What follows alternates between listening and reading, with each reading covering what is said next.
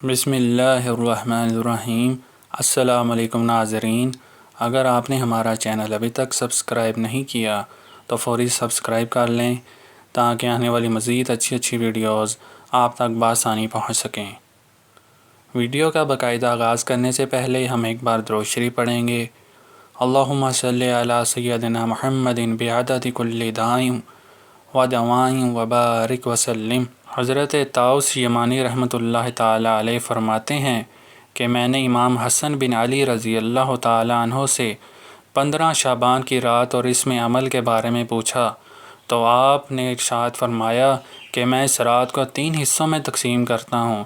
ایک حصہ میں اپنے نانا جان صلی اللہ علیہ وآلہ وسلم پر درود شریف پڑھتا ہوں، دوسرے حصے میں اللہ تعالیٰ سے استغفار کرتا ہوں، تیسرے حصے میں نماز پڑھتا ہوں۔ میں نے عرض کیا جو شخص یہ عمل کرے اس کے لیے کیا ثواب ہوگا؟ آپ نے فرمایا میں نے حضرت علی رضی اللہ تعالیٰ عنہ سے سنا اور انہوں نے حضور نبی کریم صلی اللہ علیہ وآلہ وسلم سے سنا۔ آپ صلی اللہ علیہ وآلہ وسلم نے فرمایا اسے مقربین لوگوں میں لکھ دیا جاتا ہے۔